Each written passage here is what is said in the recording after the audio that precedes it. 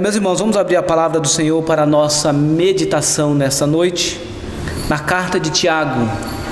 Vamos falar sobre planejamento, e um texto sempre oportuno para essas ocasiões é justamente Tiago capítulo 4, que nos leva à reflexão sobre os nossos planejamentos, ou nossos planos.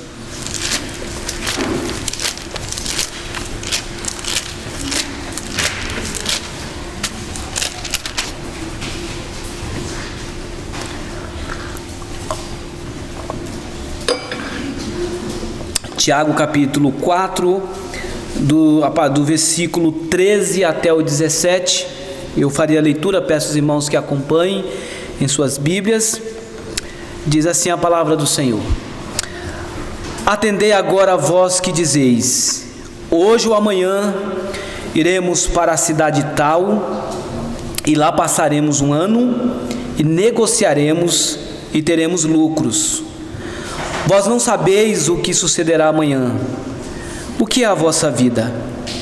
Sois apenas como neblina que aparece por um instante e logo se dissipa. Em vez disso, devieis dizer: se o Senhor quiser, não só viveremos, como também faremos isto ou aquilo. Agora, entretanto, vós jactais das vossas arrogantes pretensões.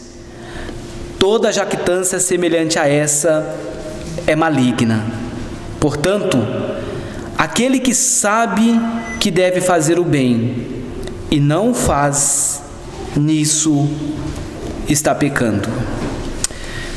Ó Deus, diante da Tua palavra infalível, da Tua palavra santa, que não volta vazia, nos curvamos neste momento. Sabemos, ó Deus, que por nós mesmos não conseguiremos compreender a Tua vontade. Por isso que queremos Te pedir, remova, Senhor, todo impedimento, toda barreira que se coloque como obstáculo da compreensão da Tua vontade. Que Teu Espírito, que inspirou a Deus Tiago no passado, seja o mesmo a nos iluminar nessa noite, para que possamos não só ouvir a Tua palavra, mas praticá-la no nosso dia a dia. É o que nós Te pedimos, no nome do Senhor Jesus. Amém, Senhor. Irmãos, certamente a época como essa, que se aproxima já o início de um ano, existem algumas tendências natural nossa às vezes. Primeiro, uma tendência irreal, ilusória, que é de achar que a entrada de um novo ano, tudo se transformará, uma mágica acontecerá, e aquelas dificuldades que nós tínhamos ou temos nesse presente vão acabar. Por que é ilusória? Porque não é num passo de mágica, não é na mudança de um ano para o outro que as coisas mudam, mas sim a nossa disposição em resolver os nossos problemas, as nossas dificuldades. Outra questão que com um novo ano que vem é justamente a época de planos, planejamento.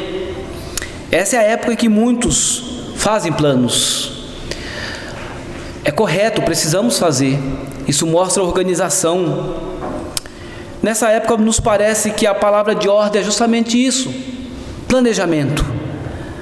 Planejamento familiar, financeiro, educacional, planejamento profissional. No entanto, no processo de planejar-se ou de fazer o planejamento, a tendência nossa, muitas das vezes, é justamente esquecer algo fundamental nos nossos planos, ou planejarmos apenas almejando coisas passageiras, coisas supérfluas, coisas que só têm como finalidade o nosso benefício pessoal, a nossa autossatisfação. Com isso, no nosso planejar-se, dificilmente se coloca como o primeiro item do planejamento uma vida de fidelidade a Deus, de obediência à sua palavra acima de tudo. Com isso, o tempo passa, os meses vão se findando, e quando as coisas não dão certo, nos perguntamos por que não deu certo. E a pergunta é: será que nós não esquecemos alguma coisa? Será que nós não esquecemos o que é o principal na nossa vida? O nosso maior investimento? A nossa maior necessidade, que não é das coisas, que não é das bênçãos, mas do abençoador, daquele que dá as bênçãos. Que o Senhor, Ele não pode ser procurado apenas quando nós temos necessidades, mas que Ele deve ter prioridade em nossas vidas, até mesmo antes que as necessidades surjam. Essa é a tendência natural do ser humano, essa é a tendência natural da vida como um todo. Por mais que façamos planos, os nossos projetos, eles sempre vão esbarrar na nossa limitação humana, na nossa pequenez. E embora possamos fazer planos, sonhar, projetar, de uma coisa nós podemos ter certeza: não podemos prever o que vai acontecer amanhã, se vamos estar vivos amanhã para conquistar, para obter aquilo que tanto planejamos. Por mais que queiramos, e às vezes até achamos que temos, não temos o controle da nossa vida. Você não tem o controle da sua vida, e isso às vezes nos frustra, porque não temos o controle da nossa vida. Queremos às vezes ter, queremos às vezes controlar tudo e a todos, mas você não tem o controle da sua vida. Podemos planejar, mas sempre vamos depender daquele que governa tudo e a todos. A pergunta é: se eu não tenho o poder de prever o meu amanhã, se eu não estou no controle da minha vida, e se eu dependo de Deus e não de mim mesmo para que as coisas deem certo, a pergunta é: como planejar, portanto, o nosso futuro, se ele pertence a Deus? E aí nós vamos esbarrar justamente na questão de que o Senhor, Ele precisa ser a nossa prioridade. Ele precisa ser a nossa prioridade. Sem a bênção de Deus, o seu trabalho não vai dar certo. Sem a bênção de Deus, a sua profissão, o seu emprego não vai dar certo. Sem a bênção de Deus, os seus estudos não vão dar certo. Sem a bênção de Deus, a sua casa não vai funcionar de uma forma correta. Sem a bênção de Deus, tudo que você conquistar será transitório e passageiro, e sempre você vai depender das conquistas para se obter a verdadeira felicidade. Mas quando você as tem, porque a sua felicidade está no Senhor, você vai confiar em Deus e vai colocar o Deus Todo-Poderoso como a sua lista ou o item principal da sua vida. Tiago estava lidando com esse problema. Tiago estava lidando com essa situação, com aqueles irmãos que tinham seus projetos, faziam as suas definições, mas esqueciam de que tudo aquilo que eles estavam planejando, eles deveriam dizer: se o Senhor quiser. Porque se Ele não quiser, e a minha vida e a sua vida está nas mãos de Deus, todos os nossos dias estão contados pelo Senhor. Você não sabe se é projeto de Deus que você acorde amanhã. Você não sabe. Por isso que Jesus, questionando em certo momento, alguém que veio até Ele, falando: Senhor, o que eu posso fazer para herdar a vida eterna? E Ele diz assim: olha, faça isso, faça aquilo outro. Senhor, tudo isso eu tenho feito. Ele diz assim: agora vai, vende tudo que tem e segue-me. E o coração daquele homem estava simplesmente na sua condição financeira e ele se sentiu triste. Em outro momento, para aqueles que estavam planejando, querendo obter mais riquezas, o Senhor disse: louco, essa noite te pedirão a tua alma. E o que você tem preparado, para quem será? Meus irmãos, Tiago vai lidar com essa situação. Tiago escreve em meados do 5º século. Tiago, que se apresenta como servo de Deus, a primeira realidade que ele aponta aqui no texto: ele é servo de Deus, ele não é melhor, ele não é maior, ele é servo de Deus.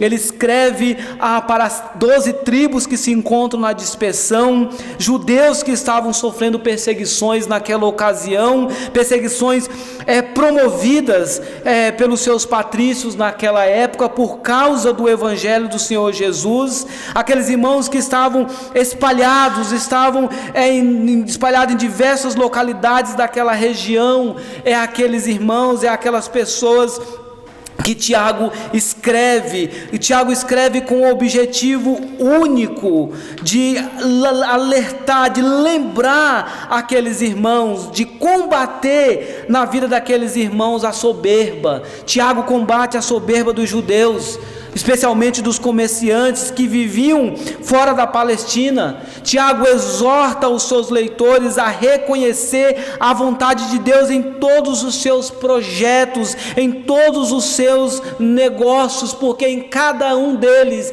Deus ele tem uma vontade para cada um de nós. O Deus que você adora e serve no domingo, Ele não está à parte ou separado da sua profissão, do seu dinheiro, da forma como você gasta o seu dinheiro, da forma como você trabalha na sua empresa. O Deus que você serve, Ele não está indiferente da forma como você lida com o seu namoro, com o seu casamento, com os seus filhos. Deus se importa com cada detalhe da sua vida, e por isso precisamos consultar a vontade de Deus em relação a cada uma delas. Não é só em relação à igreja, não é só em relação ao que fazer na igreja. Não, Deus ele está interessado em cada um dos nossos projetos, porque cada um deles precisam submeter-se à sua vontade, se você quiser que eles deem certo na sua vida. Por isso, irmãos, diante dessa realidade, eu gostaria de tratar sobre esse tema, planejando o nosso futuro sem se esquecer do principal. Planejando o nosso futuro sem se esquecer do principal. E vamos responder à pergunta: por que devemos buscar a vontade de Deus com relação aos nossos projetos? E a primeira resposta que Tiago dá é que devemos buscar a vontade de Deus em relação aos nossos projetos, porque não temos controle do futuro, vivemos o presente, e Deus, Ele está no passado, presente e no nosso futuro. Só você olhar na sua Bíblia, verso de número 14, vai dizer justamente isso: vós não sabeis o que sucederá amanhã. O que é a vossa vida? Sois apenas como neblina que aparece por um instante e logo se dissipa. Ou seja, Tiago está nos dizendo, por meio da sua palavra, que nós não sabemos, nós não temos o controle do nosso amanhã, nós não temos o controle da nossa vida. Isso é uma convicção cristã, porque, irmãos, um mundo sem Cristo, um mundo sem Deus, aparentemente ou querendo a autonomia, a autossuficiência, vai pensar ao contrário, vai pensar de uma forma diferente. O homem sem Deus vai dizer: confie em você mesmo, use a sua força interior para alcançar os seus objetivos. O homem sem Cristo e não submetido à palavra de Deus vai dizer: nunca desista, confie apenas em você e em mais ninguém. e todas as coisas serão realizadas. E quando nós olhamos para a palavra de Deus, uma das coisas que nós somos confrontados é justamente contra isso, porque ao contrário daquilo que a sociedade diz, confia em Deus, a Bíblia diz, confia no Senhor, entrega o teu caminho ao Senhor, confia nele e o mais Ele fará. Entrega o teu caminho ao Senhor e descansa nele, ou seja, não é confiar em você mesmo, mas é confiar em Deus, porque é Ele que tem o controle do nosso futuro, Ele que tem um controle da nossa vida. Infeliz o homem que confia em si, infeliz o homem que confia na sua capacidade de realização, infeliz o homem que quer confiar apenas nos meios próprios, na sua capacidade. Infeliz o homem que acha que por si mesmo ele vai administrar a si, as suas coisas e a sua família, porque vai se decepcionar quando o Senhor, portanto, combater a arrogância e mostrar que acima de tudo é Ele que está no controle de todas as coisas. Não é confiar em nós mesmos, mas é confiar no Senhor, nos seus planos, que é o melhor para a nossa vida. A autoconfiança que o homem possui nas suas próprias forças só trará decepções, só trará tristeza, angústia, só trará uma frustração. Nós devemos buscar a vontade do Senhor, porque o nosso Deus é aquele que está no controle do nosso futuro. O que é a vossa vida? O que é a vossa vida? Aqui é uma pergunta retórica, porque nós já sabemos que é a nossa vida. Tiago vai dizer: você é apenas uma neblina, ou seja, em outras palavras, a sua vida é frágil. Sua vida é frágil. A neblina, nós sabemos muito bem que pela manhã ela pode ser muito intensa, mas rapidamente ela se dissipa. Uma experiência que nós podemos ver mais forte é quando nós vamos descer, por exemplo, para o litoral, e você percebe isso de uma forma muito clara. Sois apenas como uma neblina que passa, que aparece por um instante e logo se dissipa. Tiago está dizendo: assim é a sua vida, assim é a minha vida. Se você não planejar, não fazer o seu planejamento com essa perspectiva, você vai se frustrar, você vai se decepcionar. Precisamos compreender que o Senhor, só Deus, é que está no controle da vida, do nosso futuro. Essa é a segunda verdade, quando ele diz: em vez disso, devieis dizer, se o Senhor quiser, não só viveremos, como também faremos isto ou aquilo. Irmãos, Tiago está dizendo: a sua vida pertence ao Senhor, e Ele pode muito bem, o Senhor pode muito bem ter determinado que ela só é até hoje. Muitas das vezes nós sofremos nesse mundo porque nós sofremos demais por coisas passageiras, por conquistas terrenas, nos desgastamos muito em outras coisas e esquecemos do principal. Vou dar um exemplo para você. Quem nunca, nessa noite, depois de passar de um dia todo de trabalho, e fiz até hora extra e fez mais e mais trabalho, chegou em casa, simplesmente apagou, nem orou agradecer a Deus?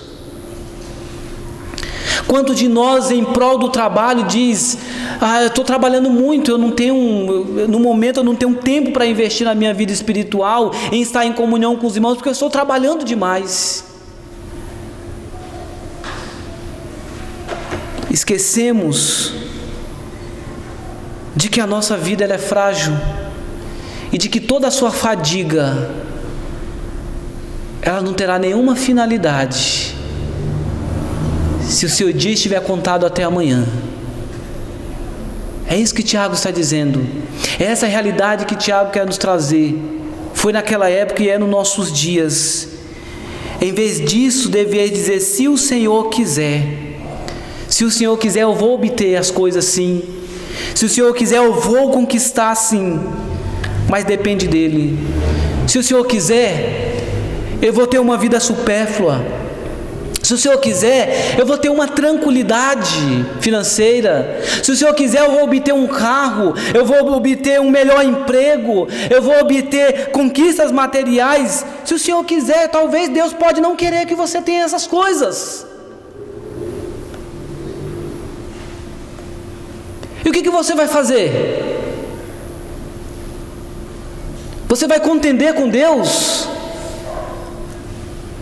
Você vai dizer para Deus que não aceita a vontade dele na sua vida? Você vai fazer como muitos fazem por aí, determinar a Deus, como se ele fosse o seu servo? É se o Senhor quiser, porque se Deus não quiser, você não vai conquistar o que você quer conquistar.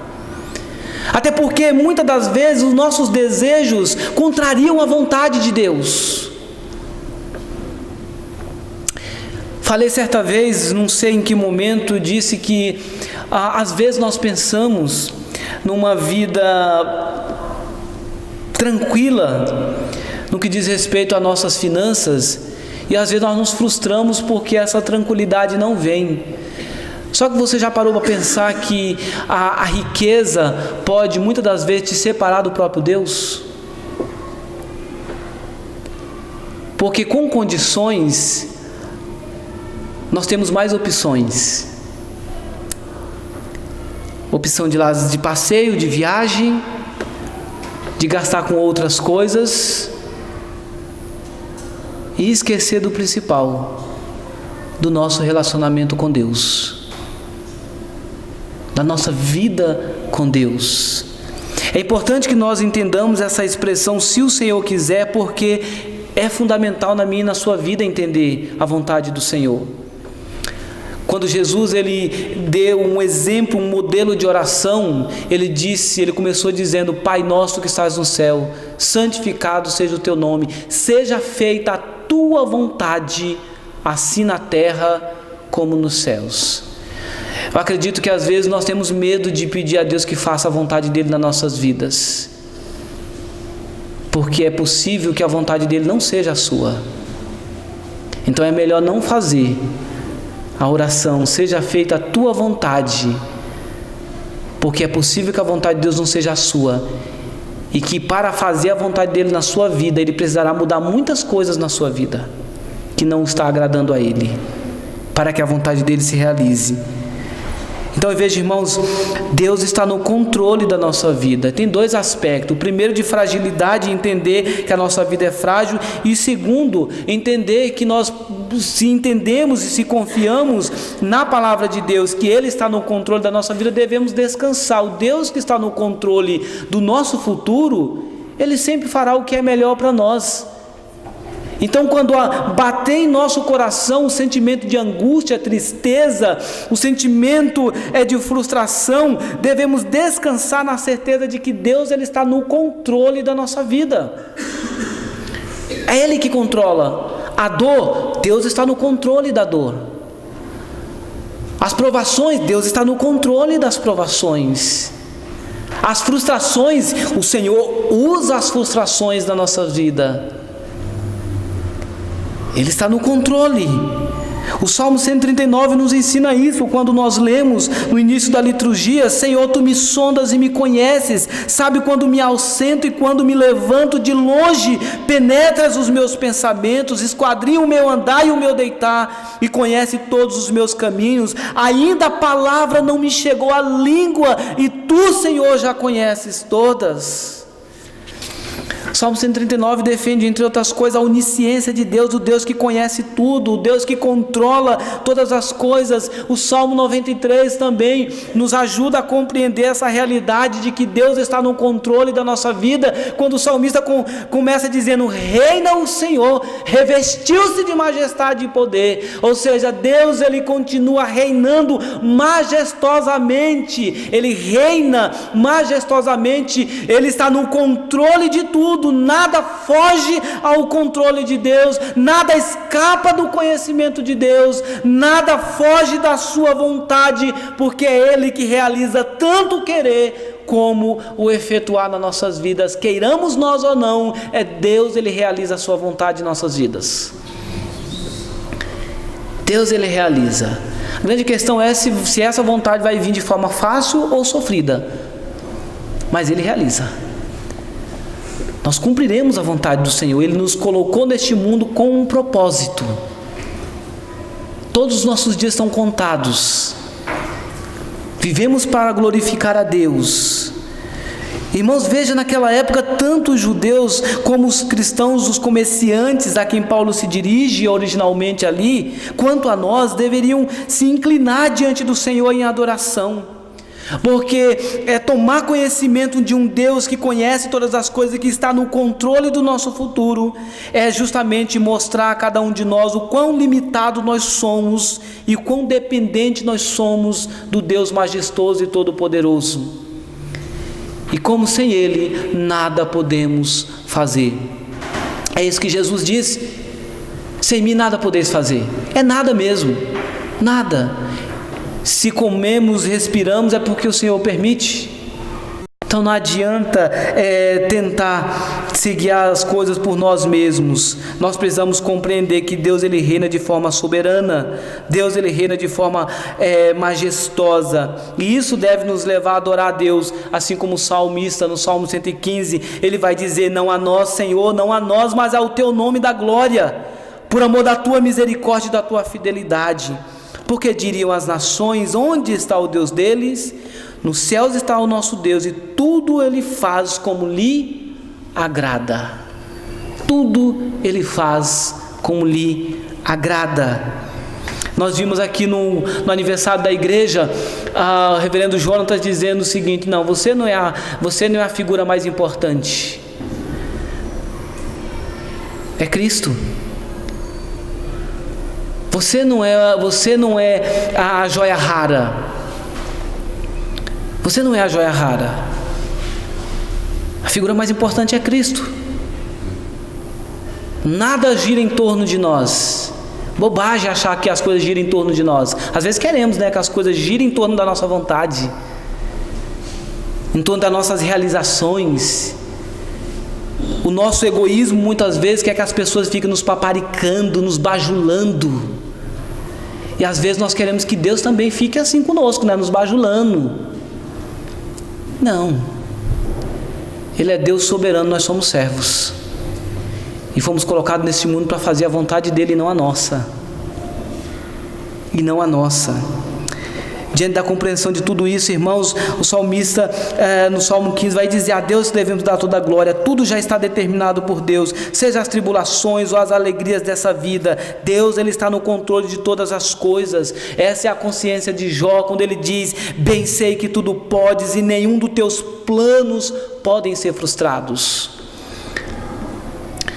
Antes do culto, ao entrar na igreja, nós estávamos conversando um pouquinho, o Denilson e o nosso irmão diácono Rodrigo, justamente sobre a questão da teologia relacional. A teologia relacional vai justamente contrariar essa ideia, porque vai dizer que Deus, em prol do relacionamento para conosco, Ele abriu mão dos seus atributos essenciais, como onipotência, onipresença e onisciência.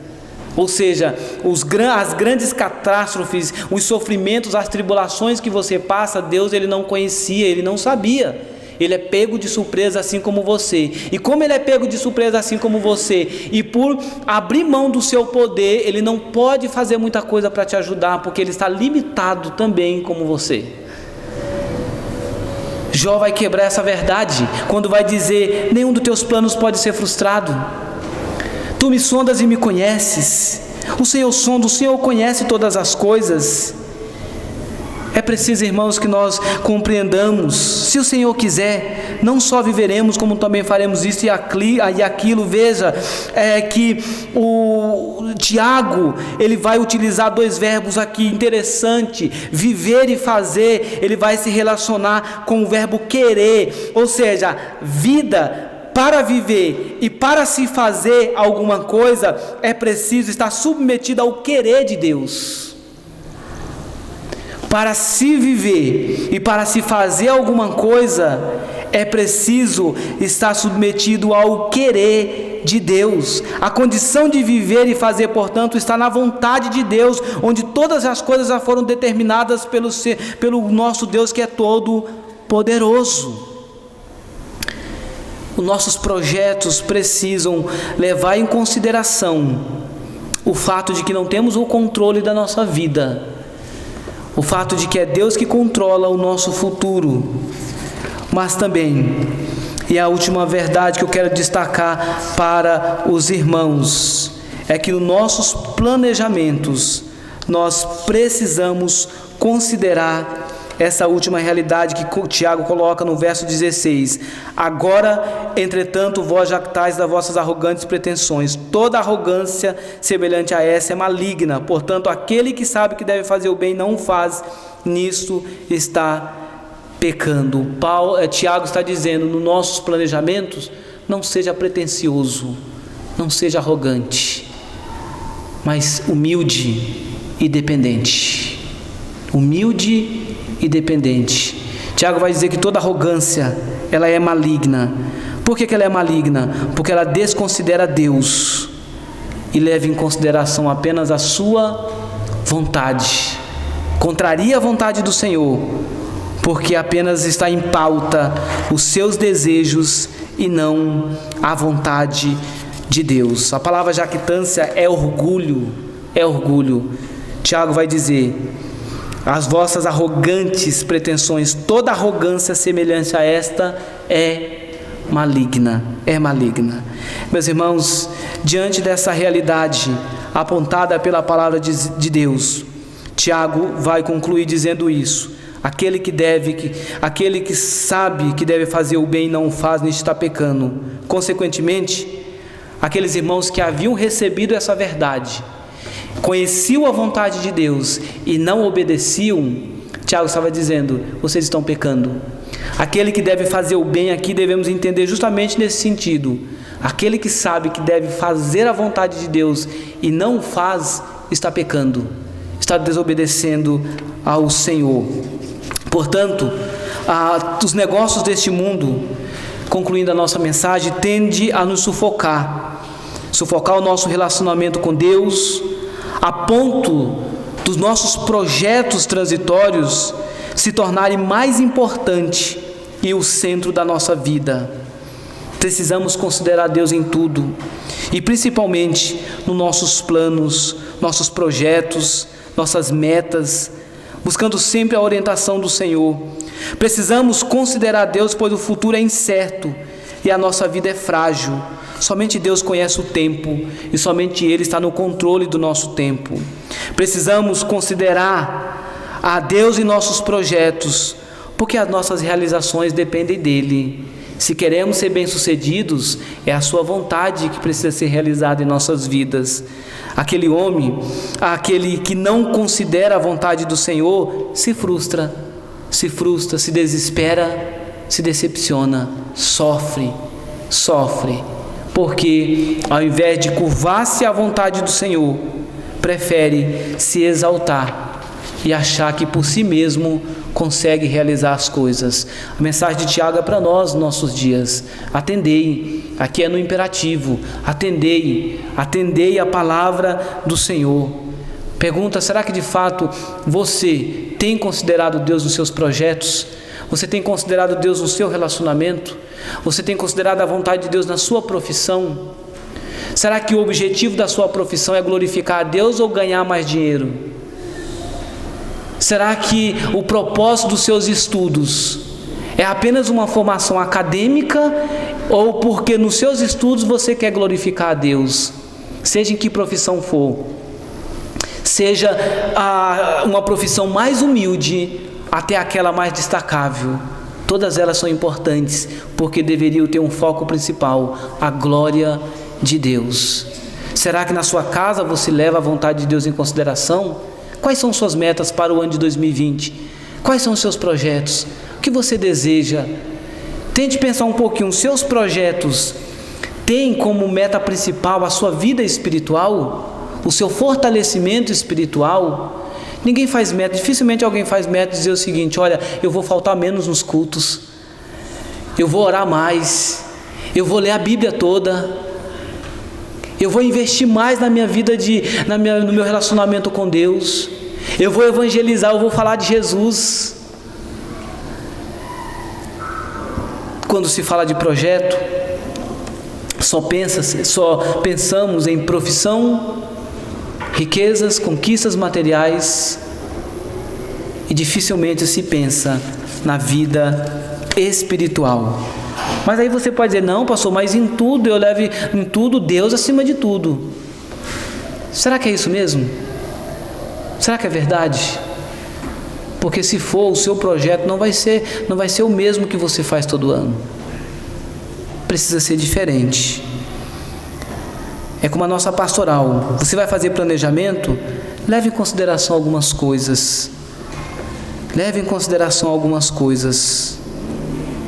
Você pode melhorar. Você pode fazer melhor. Mas se Deus for o item principal no seu projeto, e depois debaixo do seu projeto vêm as outras coisas, meu desejo e a minha oração é que ao planejarmos e façamos isso, de fato, a sua meta principal seja a sua vida cristã.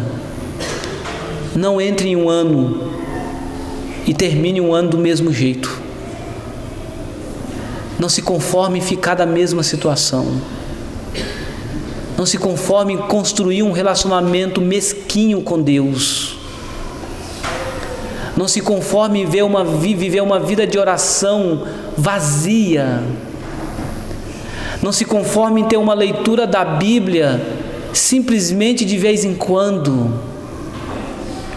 Não se conforme em achar que as coisas desse mundo é mais importante para você. Talvez você vai dizer: não, pastor, mas se eu não trabalhar, não estou dizendo que você não tem que trabalhar, você tem que trabalhar. Faça, está no trabalho, faça o seu melhor para a glória de Deus. Desde uma limpeza até uma aula ou alto escalão de uma empresa que você está, faça o seu melhor para a glória de Deus, mas tenha como meta principal não apenas obter o lucro. Tenha como meta principal evidenciar Cristo na sua vida, para que as pessoas do seu trabalho e da escola vejam na sua forma de falar e na sua forma de relacionar-se Cristo atuando de uma forma poderosa. Não seja indiferente para com aquilo que Deus quer para a sua vida, mas renda-se à vontade do Senhor, e a glória dele será manifesta na sua vida por meio da pessoa de Jesus Cristo, em nome de Jesus. Amém.